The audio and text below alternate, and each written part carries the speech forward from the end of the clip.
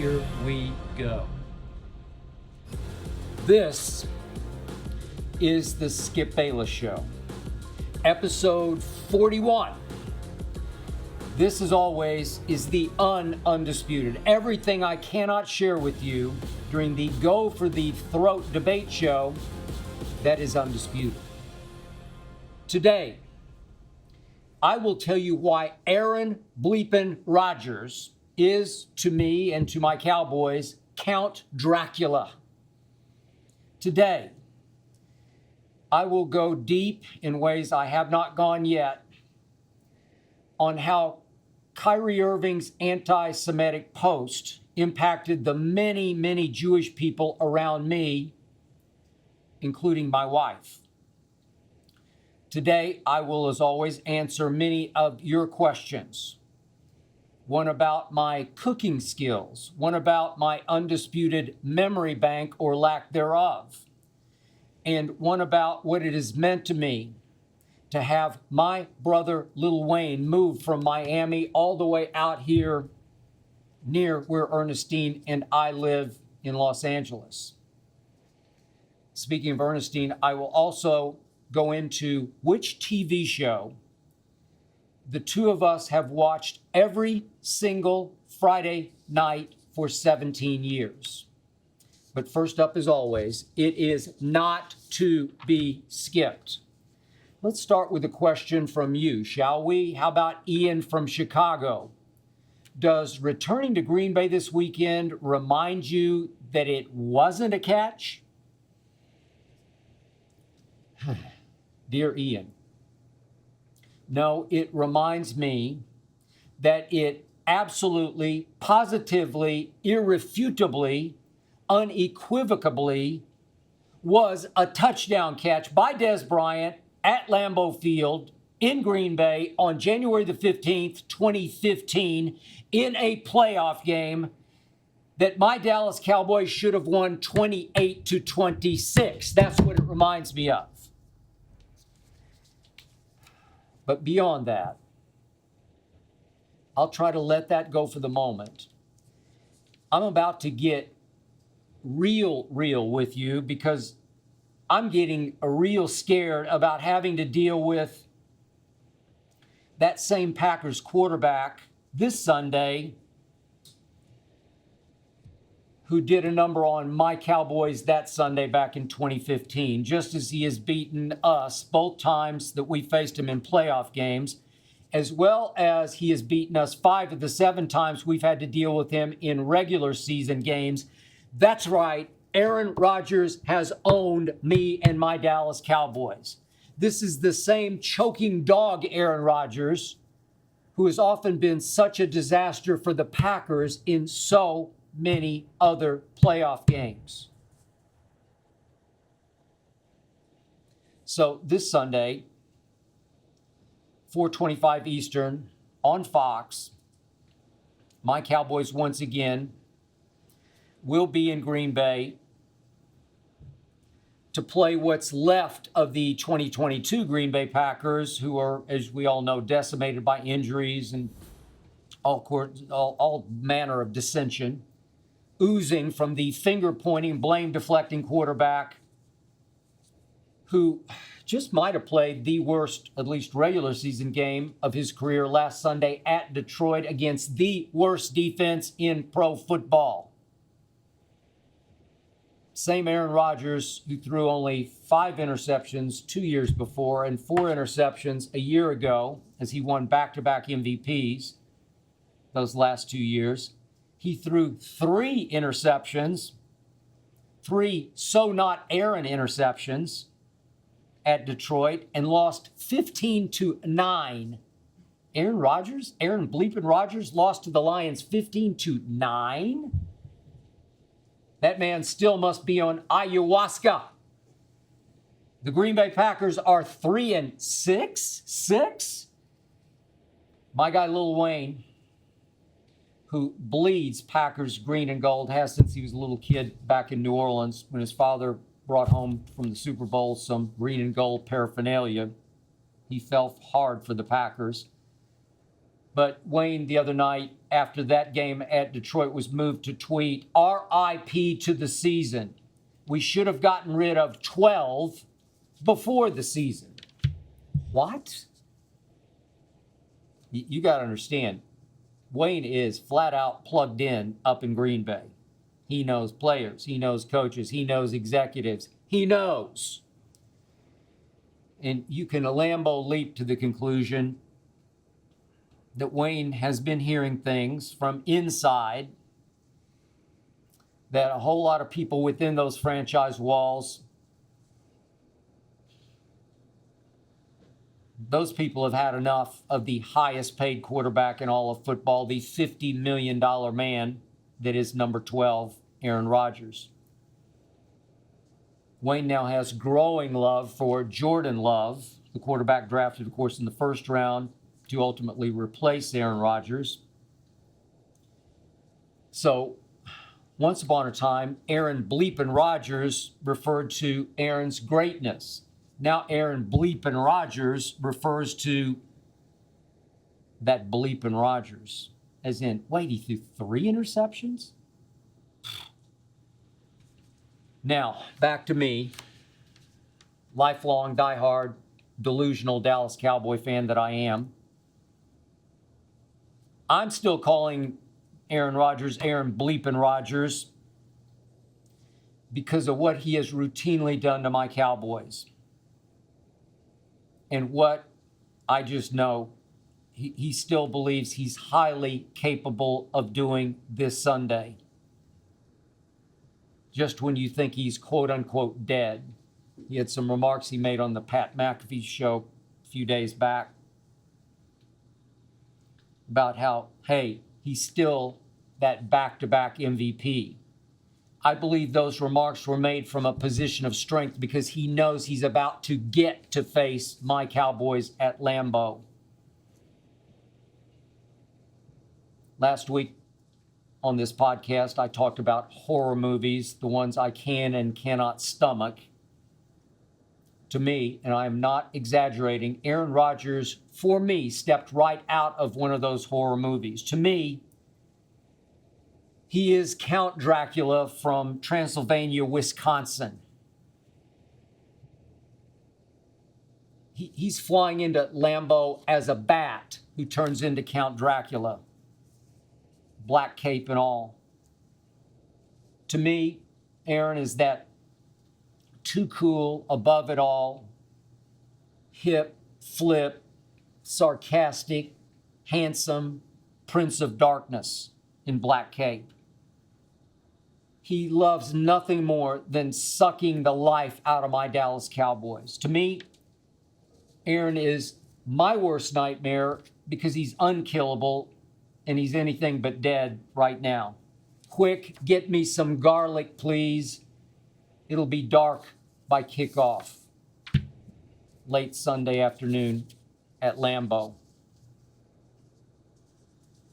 I do believe with all my heart and soul that Aaron Rodgers would rather beat my Cowboys than any other NFL team, and here is why.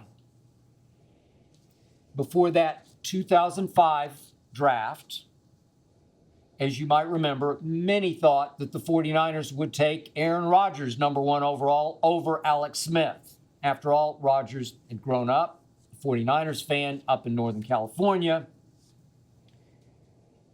And of course, the Niners took Alex Smith, and Rodgers began to fall and fall and fall down the board as he sat and sat and sat some more in the green room, humiliated on national TV. Sat and sat and sat some more. So, guess which team had 2 picks in that first round? At number 11 and number 20, my Cowboys. Guess where I believe Aaron Rodgers secretly wanted to go? Dallas. Trust me on this.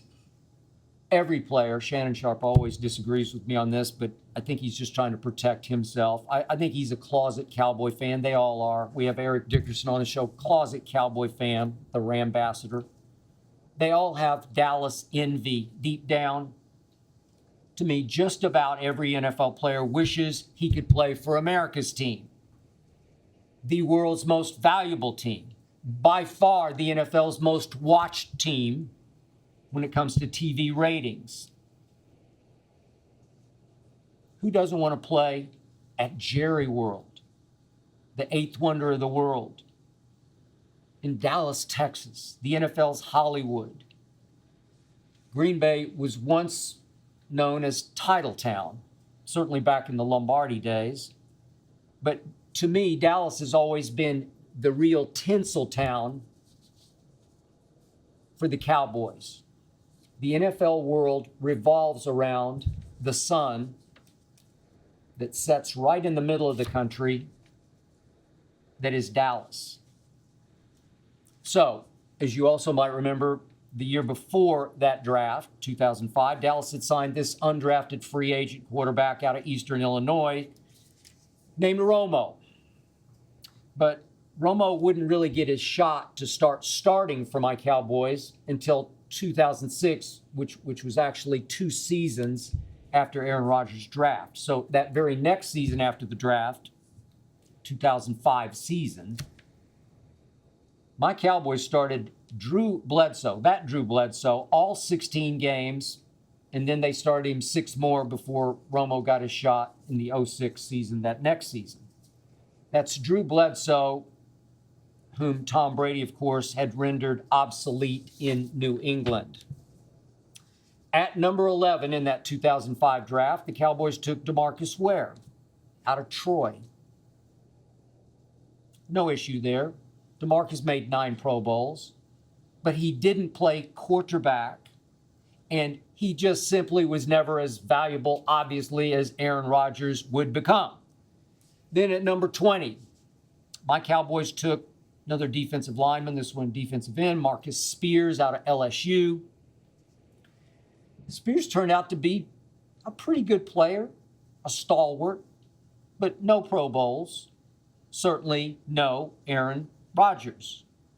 Just imagine how history might have changed if with the, let's just say, 20th overall pick in 2005, the Dallas Cowboys had selected Aaron bleepin' Rodgers. Would I have taken Aaron Rodgers over Wisconsin native Tony Romo? Yeah.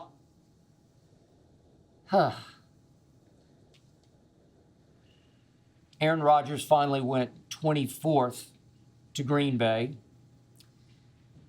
and the rest is history. But I believe he has been trying to get even with us, as in my Cowboys, ever since. I believe that he's even trying to get even with me because I'm pretty sure, I'm trying to be objective, I'm pretty sure that from the start I was Aaron's harshest critic. He used to fire back at me in my ESPN days, but I was calling him out for being that finger-pointing, blame-deflecting diva that he is, that unleader that he is. Before anybody was calling him out, I was. Shannon Sharp always says, transcendent thrower of the football, greatest thrower of the football ever. Yeah, but what happens in the playoffs? Aaron Rodgers has been a flat-out playoff gagger, except for that one long ago, far away, wild card road to the Super Bowl. They went on the road and won 3 games to get to the game, Super Bowl in Dallas. They did win it. Troy Polamalu had a pulled hamstring. My friend Ryan Clark is kind of on his last legs, and Aaron threw a party and won MVP, and they won the Super Bowl. For, of all people, all coaches, Mike McCarthy, please drop the Mike McCarthy. Now, I'm stuck with it. But the point is, Aaron Rodgers overall is 11-10 in the postseason. 11-10. That's Aaron bleeping Rodgers. Since that long ago Super Bowl role, he's 7-9 in the postseason. He's 1-4 in NFC championship games. Yet think about this. He's 7-2 against Dallas. He's 2-0 against Dallas when it really counts in playoff games. What? The choker just chokes the life out of us. I've never seen anything quite like it. I'm pretty sure that Count Dracula also loves sticking it to me as well as to my Cowboys. One way to shut me up, best way to get even, beat my team. Beat the unholy hell out of my team. So let me count the ways he has done just that. I do not count, as in Dracula, Rodgers' first game against Dallas because it was only the third game he had started in his entire career. It was at Lambeau on September 21st, 2008. The Packers would go 6-10 that season. They weren't very good. That day, Romo was okay, but Dallas literally ran the Packers off the field with 217 yards rushing, Dallas 27, Green Bay 16. But next came November 15, 2009 at Lambeau. Rodgers 17, Dallas 7. And here we went. November 7th, 2010. Rodgers 45, Dallas 7. What? Guess what? That launched Green Bay on a Super Bowl roll, as Rodgers won his one and only ring in his first and last Super Bowl shot. Then came that game, that day, January 11, 2015, when Aaron Rodgers threw for 316 yards with 3 touchdowns and no picks at Lambeau against my Dallas Cowboys. Yet, Tony Romo faced 4th and 2 at the Green Bay 32 with 4:42 left. Romo went for broke. He went deep up the far sideline to Dez Bryant, who caught it, ran 2 strides with it, made an obvious football move with it, controlled it to the point he switched it to his left hand because he is left-handed. And Dez Bryant slammed the football on the goal line just the way running backs often slam it on the goal line. Ball did pop loose, but believe it or not, as Dez rolled, the ball popped loose onto his chest, and he recontrolled it without it ever hitting the ground, having lost control of it. The ref on the spot watched the whole thing play out right before his very eyes and raised both arms to signal touchdown.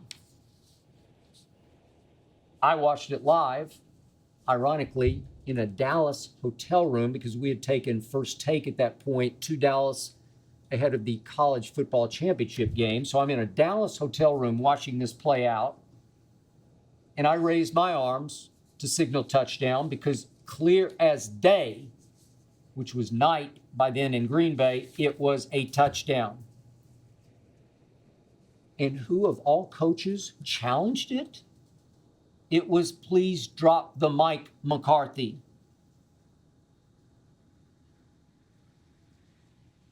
Now in Dallas, Mike McCarthy thinks that red flag in his back pocket is actually a handkerchief with which he's supposed to wipe his nose.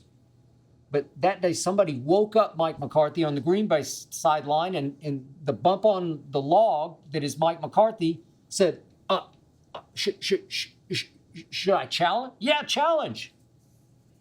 And he won the challenge. I don't know how he won the challenge, but he did. Somebody upstairs, somebody in New York have it in for Jerry Jones. It happens. Seemed like it happened then because there has never been a bigger robbery in an NFL playoff game than that day at that stadium by that refereeing crew. Dez caught it. I'll say it again. Dez caught it. But we caught the L. Then in Green Bay's final clock-killing drive, Count Dracula disguised as number 12, faced a 3rd and 7, and he hit this kid I'd never heard of named Devontae Adams for 26 yards, faced a 3rd and 11. He had a guy who would eventually play for Dallas named Randall Cobb for 12 more yards. Ball game. Green Bay went on to play in the NFC Championship game at Seattle, where Aaron Rodgers stunk it up, maybe the worst he ever has in a playoff game. Same Seattle where my Cowboys had won during the regular season against that Legion of Boom. Would have won again. Super Bowl, here we would have come. I don't think we would have beaten the GOAT. Seattle didn't, but we would have gotten to a Super Bowl. We would have gotten to our first NFC Championship game since the 1995 season. Seems like yesterday. What a playoff choker Aaron Rodgers has been, except against my Cowboys. December 13, 2015.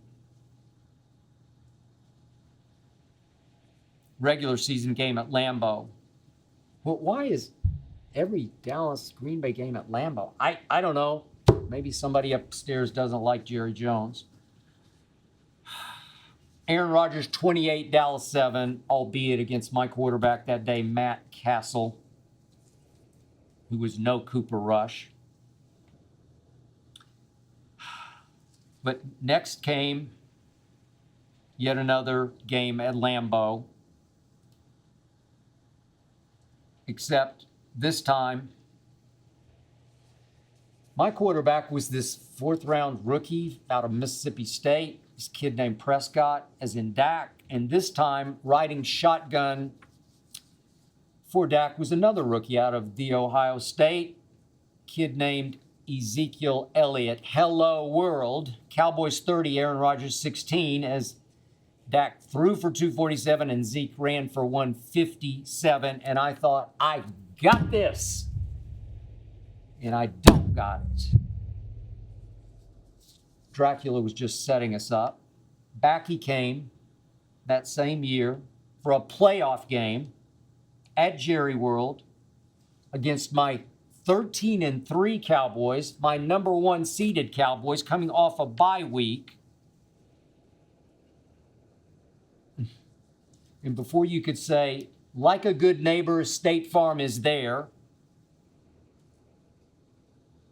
it was State Farm star Aaron Rodgers, 21, Cowboys 3. It was like, bam, 21-3. What? What just happened? But back Dak battled to tie the score at 31. And with 12 seconds left, we had him. We had him cold. We had him dead to rights. Aaron Rodgers was backed up 3rd and 20 at his own 32. We got you, man. Dead to rights. And he rolled left as his pocket moved to the left. And against a Cowboy defense playing prevent with 3 of the DBs all the way back on our 20-yard line, Jared Cook snaked all the way across the field. And right in front of the great Byron Jones, 1st-round pick by my Cowboys, he caught what turned out to be just a pitch and catch pass for 32 bleeping yards, setting up a 51-yard field goal that did something I've never, ever seen a field goal do. In all my years of covering football, I've never seen a football behave this way. As I call him, Mason Crossbar, hooked it right off his foot, hooked it dead left. Go look at the video. Somehow it mysteriously, impossibly, faded back to the right just enough that it somehow moved just inside the left upright for the game-winning field goal from 51 yards. Hand of God or hand of Dracula? I mean, did anybody, maybe somebody notice, was there a vampire bat up there circling, easing that kick back just inside the upright. Hook kicks do not suddenly turn right. They just don't. Trust me.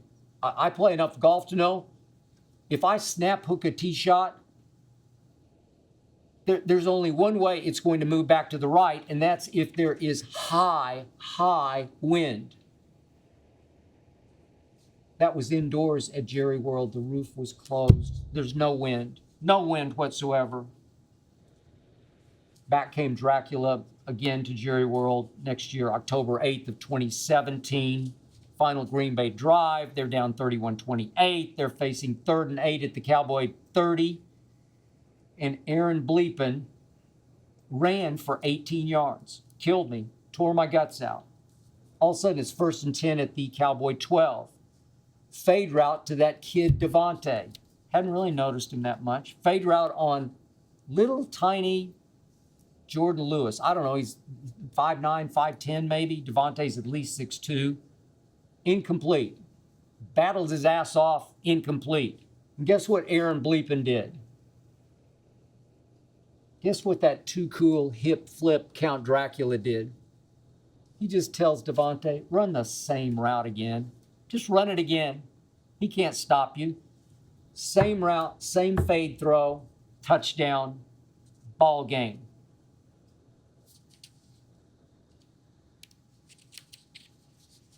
Aaron Bleepin Rodgers. Which led to my biggest all-time regular season humiliation. It was October 6th of 2019. Would you believe with 6 minutes to go in the third quarter at Jerry World, it was Aaron Rodgers 24, Dallas nothing. I actually picked the Cowboys to win the game. The Cowboys were actually favored by, I think it was 4 points to win the game. It did wind up 34-24, Aaron, because Dak packed on so many empty calorie yards in the fourth quarter, but it was never in doubt. So think about this. My Cowboys are 4-4 in playoff games against the Green Bay Packers. The first two were losses to the man for whom the Super Bowl trophy is named. That would be Vince Lombardi. In back-to-back, what were then called NFL championship games. First one was at the old Cotton Bowl in Dallas, where I saw my first Cowboy game, 1961. That day, Bart Starr, the Green Bay quarterback, badly outplayed, completely outplayed. Dandy Don Meredith, my favorite player of the era, 34-27, and it wasn't that close. Second was the next year, the infamous Ice Bowl, played in 48 below wind chill on the literally frozen tundra at Lambeau Field. Came down to a quarterback sneak by Bart Starr from inside the one. I think it was about 2 feet away. 16 seconds left. Dallas was up 17-14. They should not have played the game. It was just brutally cold. Impossibly, almost laughably cold. And on a double team block of my guy Jethro Pugh by Jerry Kramer, Ken Bowman, Bart Starr skated in for the touchdown. Ripped my heart out. I watched that game from my dad's hospital room at the VA hospital in Oklahoma City as he underwent yet another failed rehab stint for alcoholism. He slept that afternoon while I cried. Those Lombardi Packers went on to win the first 2 Super Bowls after winning the NFL championship games against my Cowboys, but they went on to win the first 2 Super Bowls over the then AFL's Kansas City and Oakland. But then, believe it or not, came 4 straight Cowboy playoff wins over Green Bay. The first was a Danny White game over Lynn Dickey in 1983. I didn't make too much of it. Green Bay was not very good. Lynn Dickey used to haunt my Oklahoma Sooners when he played and threw the football for Kansas State, but not when he played for Green Bay. And then the next 3 years, would you believe we beat the great Brett Favre 3 straight times? Yes, sirree, we did. 93, 94, 95. We beat Brett Favre in playoff games, all at Texas Stadium. We owned Brett Favre. Then some guy who had to wait 3 years behind Brett Favre owned us. The casket opened and up rose Count Dracula. So now this Sunday, my Cowboys should drive a stake right through Dracula's cold heart. My team is way better than Green Bay, way healthier, way happier. Cowboys are favored by 5-ish. On Undisputed, on live national TV. I have already booked it. Dallas will effectively end Green Bay's season. And who knows, maybe Aaron Rodgers' career. We owe him. For once, we should own him. But I hate to admit it publicly. Aaron bleeping Rodgers still scares the hell out of me. Back to your questions. This is Gregory from Minneapolis. Does Skip Bayless cook? No, he does not cook.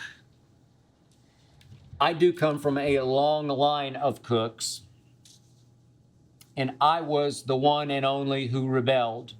I was the black sheep of my cooking family. My father, all through my childhood, got up at 4 o'clock in the morning, which now in my world seems kind of late. I get up at 2 o'clock, but my father always got up at 4 to go cook the ribs for the little barbecue joint he owned and operated on the south side of Oklahoma City. My little brother Rick, 2 years younger than me, so to speak, ate up going with my father to work to help him cook. Rick used that little barbecue joint as a springboard to stardom as one of America's top chefs. Winner of the prestigious James Beard Award, not only for best chef, but also for best restaurant. That being the Topolobampo Room in Chicago, Obama's favorite restaurant. I'm very proud of my brother, though I am not close with him. My father forced me to work at the little barbecue joint called the Hickory House, all the way up through high school. I mostly cleaned off tables and swept the floor. But he did force me to quote unquote cook. It was called preparation work. I guess it's the closest I ever came to cooking. So one morning, while I was hating my job, I was mindlessly washing and then chopping up green peppers, whole green peppers. Looked like apples, but they were green peppers. I would wash them, then I would chop them in two, then I would chop them into bits with a giant butcher knife. You know what's coming. One of the green peppers was wet because I just washed it. And I wasn't thinking, I wasn't concentrating, I was thinking about basketball. The knife slipped and I laid open my index finger all the way to the bone. I didn't say a word. I walked straight into my father's office. We did not get along. And I said, "I'm sorry, but you're going to have to take me to the emergency room." He was furious. He did not have time to take me to the emergency room because we were about to open for lunch at 11 a.m. That scar still reminds me why I don't cook. I chose my wife, Ernestine, in large part because she does not cook. Even though of late, she's kind of gotten into making soups from scratch. A lentil soup, it's really good. And a pea soup, it's even better. But that's it. That's the extent. Mostly, we let the experts cook for us, the Rick Baylesses of the world. Another question from Geo from Norwalk, Connecticut. How quickly do you forget the most recent Undisputed and move on to the next? Now that, for me, is an intriguing question. I was blessed with, although my wife says cursed with occasionally, but I was blessed with what is called a biographical memory. Seriously, I can remember like it was yesterday what I got for Christmas when I was 4 years old. Ugly green bike. I don't know what my father was thinking. It was my first bike. Got me a girl's bike. Weird dude, my father. Told my mother, well, I don't want him slipping and hurting himself. What? That's kind of creepy. I can remember scores and circumstances and how many hits I got in just about every Little League game I played for the Mayfair grade school Chipmunks. I can remember in which theater I saw every movie I've ever seen and with whom. And that dates all the way back to childhood, just off the top of my head. When I was 12, it was a Sunday afternoon, and I saw a movie called Jason and the Argonauts at the Tower Theater in downtown Oklahoma City with my little brother, as we called him then, Ricky, and my cousin, Laura Catherine, whose nickname was Tudor. Don't ask me why. The three of us went to see Jason and the Argonauts. It's like it was yesterday. I can remember I saw Jaws the night it opened. Palm Beach Mall Theater. There were two of them. We were in the first one. It was my first wife, Liz, and I. I could go on and on.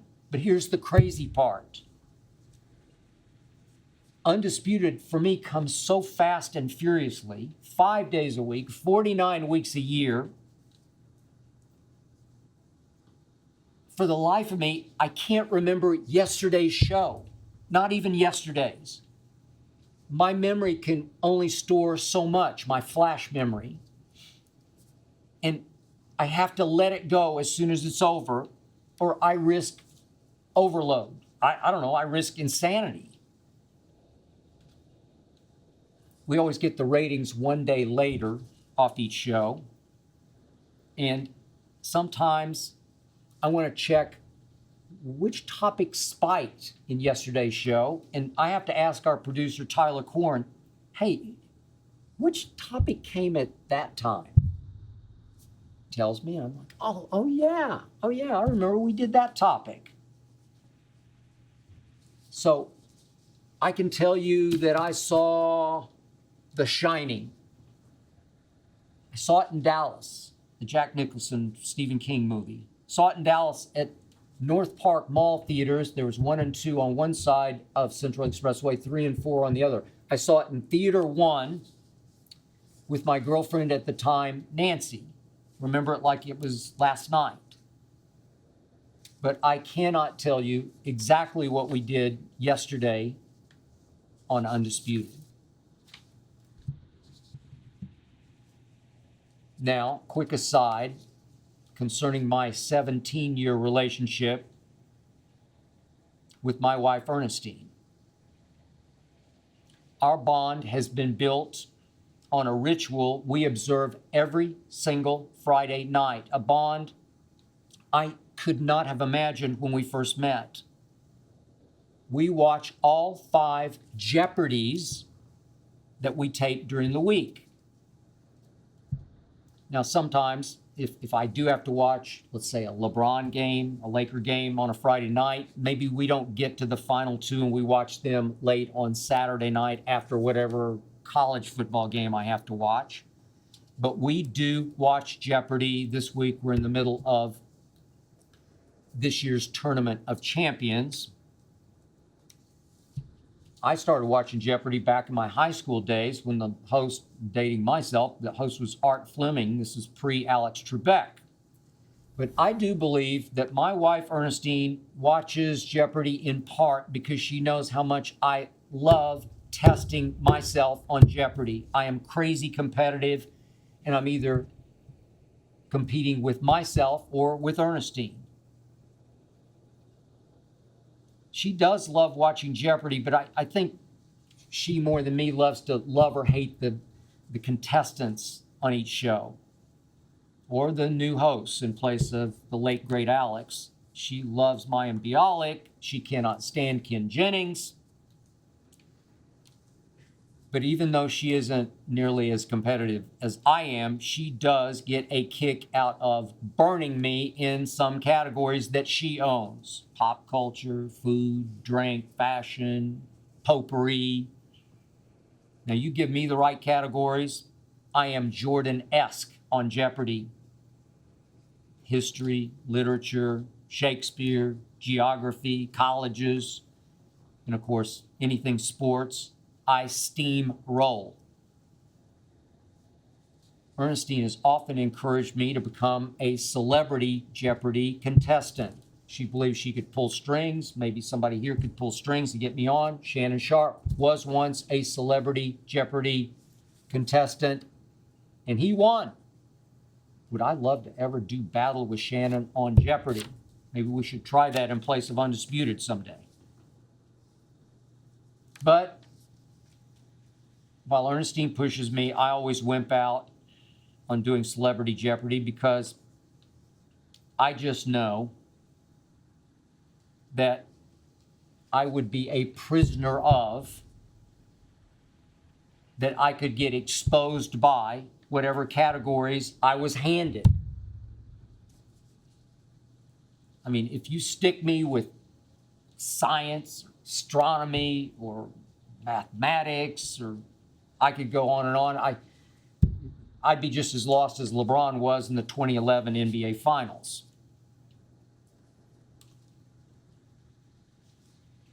All I know for sure about Jeopardy is it is our thing. I love you, Ernestine. One more question from you, from Harry, from Queens. What did Lil Wayne moving to LA do for your friendship and relationship? Thank you for asking that. Another great question. It changed it dramatically, Harry.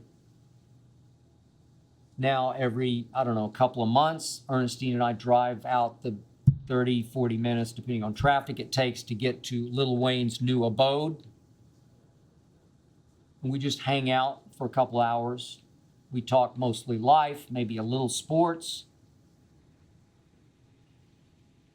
Believe me on this, Ernestine has grown at least as close to Wayne as I am. Can they ever make each other laugh? And now, when the occasion arises for Wayne to be on the show, on Undisputed, I can just text or call, and he's like, what time you want me? And he and Mac and the gang, they're there. They're going to drive right into Fox's movie lot, where I sit right now. Just downstairs from here, about 3 floors, is where we do Undisputed live every weekday from 6:30 to 9 LA time. If I need Wayne at 7:30 a.m., he'll be there, and he'll be early. He just loves the energy of the Fox lot, of the studio, of the debate desk. He loves to come in, and now that he lives here, he can. You might have seen last Monday's show. On the fly, I wanted him to join us to go deeper into his RIP Packers tweet. But that time he had to do it remote because he was in Las Vegas, where he had played on Saturday night. and he was still there on Sunday. But naturally, you know what happened early Monday morning. The hotel thought he'd already checked out, so they cut off his Wi-Fi just as we had him on live, and we lost him off the top for a couple of minutes, but only a couple. We got him back. He was sensational as always. Wayne is a obviously musical genius, but to me, he has sports genius. That's why I love so much talking sports with him more than anybody else in my life. I'm blessed to have him in my life, but more important, now in my town.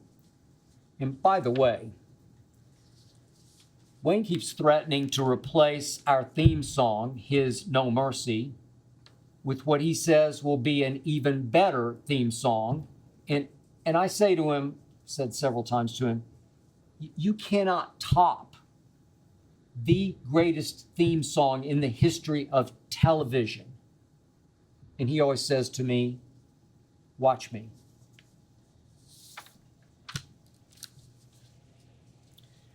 Now allow me to qualify myself as I tell you exactly what I think of what Kyrie Irving did. I grew up, as I keep mentioning, in Oklahoma City, going to public schools with very few Jewish kids. We had one, to my knowledge, at Mayfair Elementary. His name was Philip Albert. Extremely nice kid. He lived about 2 blocks up from me on 50th Street, in the one house on a very busy 4-lane street that was surrounded by very high hedges. I didn't understand that then, but I do now. Then I knew nothing about Jewish people, about Judaism, Jewish culture. Now I have a much better idea. But then I used to wonder about everything Jewish when I drove often past the big Jewish temple at the corner of 50th and Pennsylvania, across from Penn Square Mall, which is still there, maybe a mile and a half up 50th from where I grew up in my house. But I grew up going to a Methodist church called Epworth Methodist. So I did know that Jesus was, from the Bible, a Jew. And I knew from the gospel stories of the crucifixion that after Jesus had been nailed to the cross, the Roman soldiers mocked him, saying, "If you're king of the Jews, save yourself." But in my household, nothing was ever said, ever mentioned about Jewish people. Nothing bad, nothing good, just nothing, period. There were, I don't know, maybe a couple of Jewish kids at my high school, which happened to be Northwest Classen High School. It was the biggest school in the state at that point. It was around 3,000 students, maybe a couple of Jewish kids. And at that point, if you told me one day I'd be married to a Jewish girl from New York and that I would belong to a predominantly Jewish golf club in Los Angeles, I'd have said, "What? Me? From Oklahoma City?" Yes, you.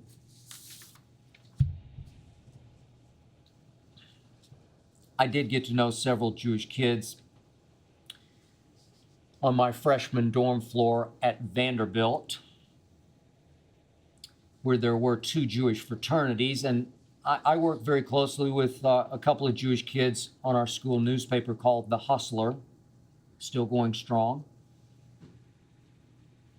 But it was not yet in my consciousness to ask them what it was like or what it meant to be Jewish.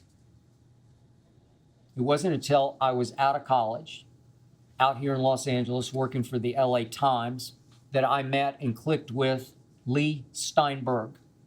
This is before he became super agent to all the top NFL quarterbacks. Lee, at that point, was still trying to figure out what he was going to do with his life. He was still living with his parents about 2 blocks from me in West Los Angeles. And I wound up spending a lot of time at his house. Got to know his father, who was a high school principal, and his mother, who was a librarian in Culver City, not far from where I sit right now in West LA. And I began to learn from Lee's parents and from Lee about what it meant to be Jewish. Maybe that helped me. Maybe that helped pave the way for where my life was about to head. I met my now wife, Ernestine, in 2005 in New York City when I was working at Cold Pizza. She was working in PR, and she brought an actor named Kevin Dillon to be on my show. And did we ever click? Ernestine's mom, Evelyn, God rest her soul, was Jewish from the Lower East Side of Manhattan, where she grew up poor and often afraid to say her last name, which is Jacobs, in fear being Jewish would keep her from getting jobs. Ernestine's father, on the other hand, was Italian and Catholic, but as Ernestine always says, in the Jewish culture and the tradition, when your mother is Jewish, you are Jewish. Evelyn Jacobs became like a mother to me, a kid from Oklahoma City. And so it was. 6 years ago, I left ESPN for FS1, moved out here to LA. And right away, because I do play a little golf, I'm addicted, I'm obsessed, I wanted to join a golf club. And the truth is, there just aren't many options for golf clubs here on the west side of Los Angeles. But by chance, we did wind up at a dinner with the membership chairman of Brentwood Country Club, just a couple of blocks from LeBron's house in Brentwood. And that membership chairman thought he could get us into Brentwood. Trust me, it was not easy. Trust me on this. Brentwood's members are not impressed with what I do for a living. Did it help that my wife is Jewish and she just absolutely stole the show when we went before the membership committee, the membership board one night? I don't know, maybe it helped.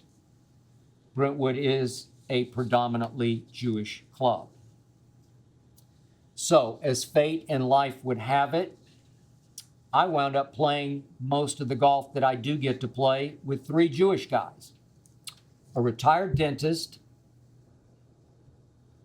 a very successful psychiatrist, and an also equally successful plastic surgeon.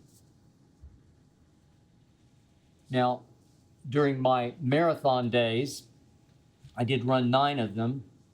When I was in LA, I often trained for marathons by running up and down a street called San Vicente that runs right along Brentwood. And during those days, especially back in '84 when I was covering the LA Olympics, I would run by Brentwood and I used to think, man, I wonder what that golf course is like behind those towering hedges. Now when I'm playing inside those high hedges, I sometimes wonder how I wound up inside. But so it was the other day that I asked the psychiatrist in our group named Ryan, I think he's 41, he has a wife and 3 kids. I asked Ryan what he thought of Kanye's anti-Semitic remarks and posts and tweets, especially the one about going DEFCON 3 on Jewish people, not DEF, D-E-F-CON, the actual military term, but DEFCON. I know that Ye is said to be bipolar, but that doesn't mean that there wasn't some sincerity behind that threat. And my friend Ryan, the psychiatrist, looked at me with fear in his eyes I'd never seen before. And he said to me, he has 31.8 million followers on Twitter. There are 14.8 million of us in the entire world. He has us outnumbered. That scares me to death, said my friend Ryan. Once, as you know, back in the 1940s, an evil madman in Germany went to war with the United States while attempting to exterminate the Jews in Europe. Because, as he wrote in his Mein Kampf, they were inferior. He wanted to create a master Aryan race. Maybe some people, like Ye and Kyrie, believed the Holocaust was just a hoax, an exaggeration. I do not. Maybe some people would scoff at the notion that Jews in America, fearing any new kind of Hitler-era danger. I can tell you that people I know at Brentwood are not scoffing or shrugging. They are scared. My wife is scared. There are an estimated 7 million Jews in America. That's about 1/4 the size of Ye's Twitter following. About 1/4 the size of his Twitter following. Security at Brentwood has been beefed up. It has been increased. It is on high alert. I read a lengthy story in last Sunday's New York Times that anti-Semitism is on the rise in America. Robert Kraft, the Patriots owner, is so concerned that he has been sponsoring TV ads that say, "Stand up to Jewish hate." Ye has fanned those flames, if not poured gasoline on them. And you cannot tell me that the link Kyrie posted didn't have something to do with having Ye's back, or even being inspired by Ye's anti-Semitism. That link, as we know, was to a film inspired by a book that Rolling Stone termed venomously anti-Semitic, even accusing Jewish leaders of devil worship and plots for world domination. That book also suggests that the Bible is a lie propagated by the Jews and the Christians. Now, what I love most about America is freedom of speech. What I hated most about what Kyrie did was that he was supporting, he was co-signing, maybe even promoting a book and a film that were uplifting African American heritage, but at the expense of other faiths and cultures and races and traditions and beliefs. Of course, Ye supported Kyrie by posting that he's one of the real ones. CJ McCollum, head of the NBA Players Association, obviously a Pelican, said Kyrie did not know exactly what was in the film. I'm sorry, I do not believe that. I believe Kyrie is extremely high IQ, highly intelligent. Of course, he at first refused to apologize because I believe he knew and knows exactly what that film's message is and that he believes it. My friend Lil Wayne said, well, you know, Kyrie is so argumentative. He'll argue with anybody. Maybe it was just too hard for him to spill out an apology as he sparred with the media that was asking him in Q&A form exactly why he posted that link. but he did not apologize, and I believe he didn't want to apologize. Only when the Nets finally suspended him indefinitely, and when it became clear that Nike would drop him in his shoe deal, did Kyrie issue a written apology. Yet, if you recall, the opening line of his statement really told you all you needed to know. Kyrie wrote, and I quote, "While doing research on," this is all caps, YHWH, ... in quote, that refers to Yahweh, the name of the God of the Israelites, representing the biblical pronunciation of caps YHWH, the Hebrew name revealed to Moses in the book of Exodus. Kyrie, deep thinker, is telling you, I knew exactly what I was doing tweeting that link. Kyrie obviously questions the origins of the Hebrews, which he is obviously free in America to do. But he's also condemning the Jews and the Christians and other groups in so doing. He did this while taking $37 million this season to play for the Brooklyn Nets and to represent the National Basketball Association.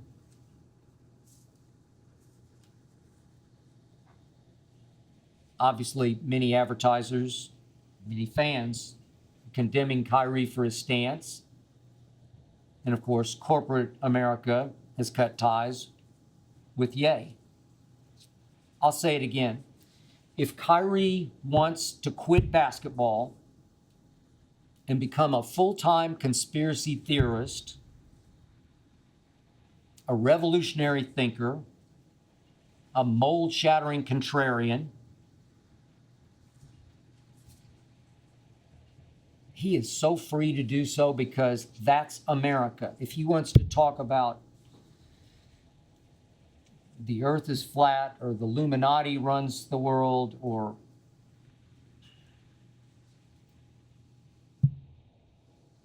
the Bible is a lie or the Holocaust is a hoax, he is free to go do that. But as we speak, he is obviously a very public figure, idolized by millions and millions of fans because he has the rarest of basketball gifts and talents. And because of that, he is not free to even tacitly or subtly or even unintentionally encourage his idolaters to hate Jews. And that, I believe, is what happened. So, yeah, sure, facing financial loss, he finally apologized. Quote, "To all Jewish families and communities that are hurt and affected by my post, I am deeply sorry to have caused you pain. But it's obvious to me the Nets, the league, are not completely buying the sincerity of that apology. That's why the Nets are now requiring Kyrie to undergo several steps of an education, it's forms of sensitivity training before he is reinstated. The object is just to show Jewish people everywhere that at least Kyrie is starting to get it. I argue with Shannon on air. Shannon says, okay, enough is enough. Don't shame him.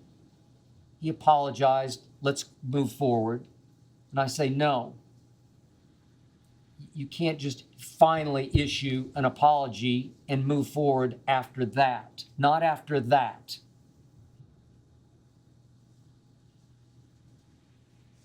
You have to drive home the potential harm he could do to even unwittingly encourage anti-Semites to take violent action against the Jews.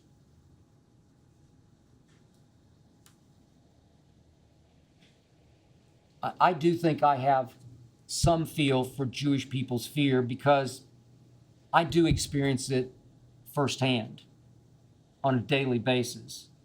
Now, just to be clear, I have not converted to Judaism. I still attend a Methodist church. And by the way, Ernestine attends with me.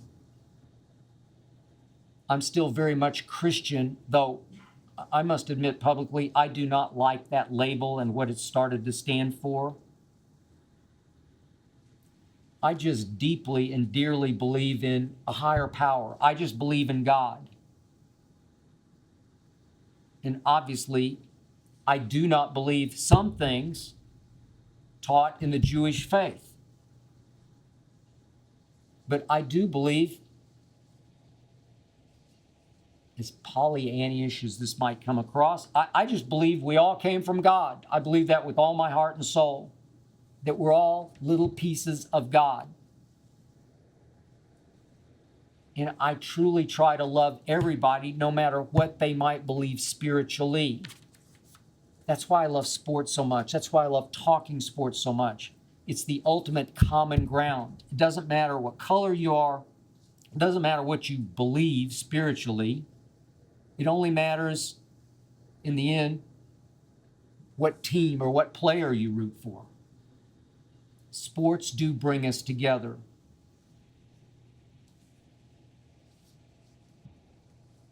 I've spoken many times about my deep feelings for the black community that were fostered in large part by the black woman who raised me.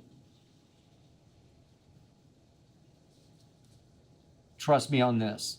The persecution that black people have suffered on American soil it's just unthinkable for me. It's unspeakable. It's beyond human comprehension. And yet, I also grew up in what used to be called Indian Territory, the state of Oklahoma, which means red man. The persecution, heck, the extermination that the American Indians, now called indigenous peoples, what they suffered is beyond human comprehension to me, and I have studied it.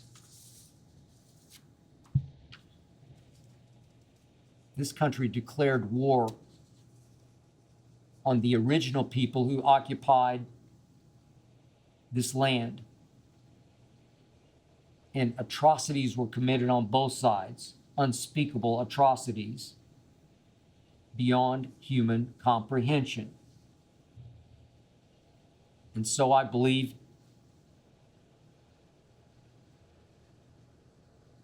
was what a man named Hitler did in exterminating somewhere around 6 million Jews. 6 million.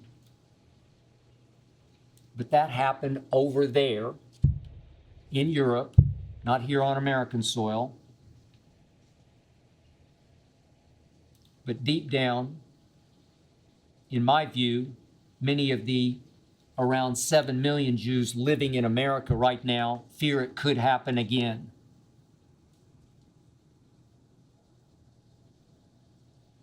I think I have a pretty good perspective on that. I'll leave you with this. This is just me. America is about live and let live.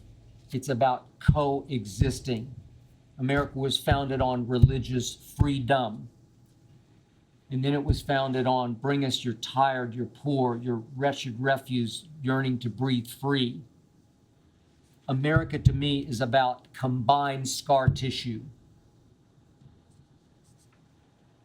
It's about making us strong together. It's about grinning and bearing. It's about looking the other way. It's about, well, that's his opinion or her opinion. Yet in the end, it's about combined strength from so many groups who've gone through so much. Combined strength. United, coexisting we're still by far the greatest country in the world. I just hope that Kyrie can gain some of that perspective, some of that. I hope that Kyrie can ultimately realize what his calling is in life, his purpose is in life, his real calling, real purpose. Right now, basketball doesn't seem that important to him. It's not his priority. It's just something that he just does for fun and obviously for money. But he is being paid to fully commit to winning basketball games, and he is not doing that as we speak. Now I believe that Kyrie Irving is in career danger of losing basketball as his platform, a platform he has abused again and again and again. That's it for episode 41. Thank you for listening and or watching. Thanks to Jonathan Berger and his all-pro team for making this show go. Thanks to Tyler Korn for producing. Remember, Undisputed every weekday, 9:30 to noon Eastern. The Skip Bayless Show every week.